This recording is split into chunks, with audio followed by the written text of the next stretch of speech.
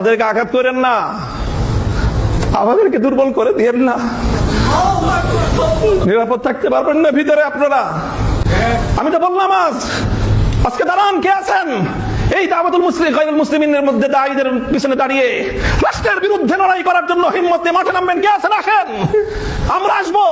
আপনি মুনাজারা ইসলাম মুনাজারা করেন, মুনাজারা করেন। আপনারা বাতিলের মোকাবেলায় দালায়েলের বহস করেন। আপনারা আপনাদের মতো করে বহস করে যান। আমরা হয়তো মুনাজারা করব না, বহস করব না, কিন্তু আপনি আহলে হক হয়ে, আপনি উলামায়ে দেওবন্দের একজন মুখপাত্র হয়ে যখন মুনাজারা করবেন, মনে রাখবেন আপনার তাহাফুজের জন্য আপনার পিছনে মামুনুল হক কুকুর হয়ে দাঁড়িয়ে আছে।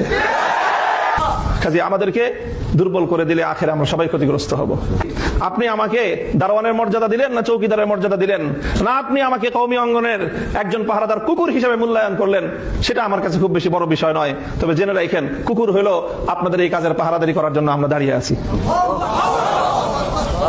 আপনি মুনাজারা ইসলাম মুনাজারা করেন, মুনাজারা করেন। আপনারা বাতিলের মোকাবেলায় দালায়েলের বহস করেন। আপনারা আপনাদের মতো করে বহস করে যান। আমরা হয়তো মুনাজারা করব না, বহস করব না, কিন্তু আপনি আহলে হক হয়ে, আপনি উলামায়ে দেওবন্দের একজন মুখপাত্র হয়ে যখন মুনাজারা করবেন, মনে রাখবেন আপনার তাহাফুজের জন্য আপনার পিছনে মামুনুল হক কুকুর হয়ে দাঁড়িয়ে আছে।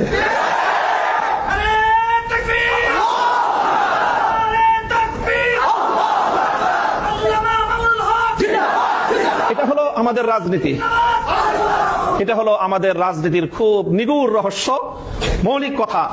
কাজেই আমাকে রাজনীতি করতে হলে, আমাকে লড়াই করতে হলে, আমাকে কখনো সরকারের বিরুদ্ধে লড়তে হয়, কখনো আমাকে আন্তর্জাতিক শক্তির বিরুদ্ধে লড়তে হয়। কাজেই আমাকে আমার রাজপথের একটা শক্তি নিয়ে আমাকে ময়দানে টিকে থাকতে হবে। যদি আপনার পাহারাদার যদি বাড়ির গেটে না থাকে, ঘরের ভিতরে আপনি মূল্যবান সোনাদানা নিয়ে, অনেক মূল্যবান জীবনযাপন নিয়ে, আপনি আপনার পরিবার পরিজন নিয়ে, আপনি আপনার কলিজার টুকরা সন্তানদেরকে নিয়ে আপনি ঘরের মধ্যে নিরাপদ থাকতে পারবেন না। হয়তো আপনার পরিবারের ভিতরে যারা আছেন, ঘরের ভিতরে আপনারা যারা আছেন, তাদের তুলনায় আপনার পাহারাদারের মূল্য অনেক কম হতে পারে, কুকুরটার মূল্য অনেক কম হতে পারে, কিন্তু মনে রাখেন, ওই বাড়িতে দরজায় যদি কুকুরটা না থাকে, ঘরের ভিতরে আপনি নিরাপদ থাকতে পারবেন না। আমাদেরকে আঘাত করেন না, আমাদেরকে দুর্বল করে দিয়েন না। নিরাপদ থাকতে পারবেন না ভিতরে আপনারা।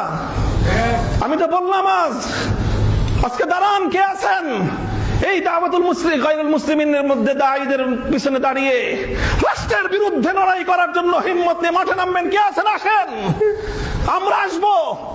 আমি ঘোষণা দিয়ে যাচ্ছি আপনাদের কাছে, এটা নিয়ে যদি সামনে আমাদেরকে আরো বড় কোনো পদক্ষেপ নিতে হয়, যদি সরকারের বিরুদ্ধে এটার জন্য রুখে দাঁড়াতে হয়, আমরা